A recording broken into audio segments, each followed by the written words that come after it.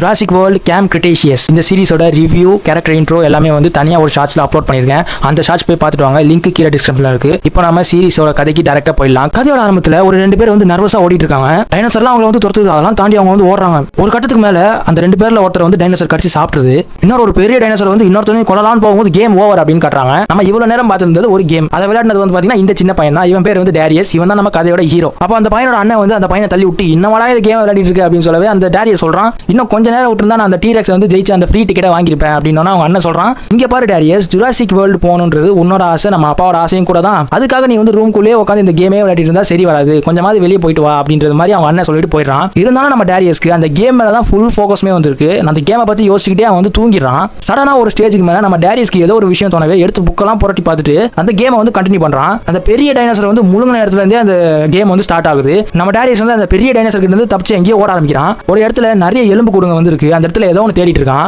அப்போ அந்த இடத்துல ஒரு விசில் ஒன்று கண்டுபிடிக்கிறான். அந்த விசில் வந்து ஊதுனோனே நிறைய சின்ன டைனோசர்லாம் வந்து அந்த பெரிய டைனோசர் அட்டாக் பண்ணுது. அப்படியே சைடுல ஒரு ஹெலிகாப்டர் வந்து நிக்கவே அந்த ஹெலிகாப்டர்ல ஏறி வந்து தப்பிச்சு போயிடுறான். அப்படியே அந்த கேமே வந்து வின் பண்ணிடுறான். வின் பண்ண அந்த கேம் வந்து சொல்லுது, கங்க்ராச்சுலேஷன்ஸ், நீங்க அந்த ஃப்ரீ டிக்கெட்டை வின் பண்ணிட்டீங்க, welcome to Jurassic world camp Cretaceous அப்படின்ற மாதிரி சொன்னோன்னா நம்ம டேரியஸ் வந்து அவ்வளவு சந்தோஷம். அங்க கட் பண்ணி இப்போ நம்ம டேரியஸ் வந்து அந்த இடத்துக்கு போயிட்டான். நம்ம டேரியஸோட சேர்ந்து 5 சின்ன பசங்களை அவங்க செலக்ட் பண்ணிருக்காங்க.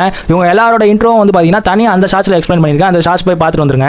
இப்போ அந்த இடத்துக்கு 2 டூரிஸ்ட் கைடு வந்து என்ன பசங்களா ரெடியா போலாமா, அட்வென்ச்சரை எக்ஸ்பீரியன்ஸ் பண்ண தயாரா இருங்க அப்படின்னு சொல்லவே ஒரு வண்டியில ஏத்துறாங்க. போற வழி ஃபுல்லாமே பாத்தீங்கன்னா நல்லா ஜாலியா போயிட்டு இருக்காங்க.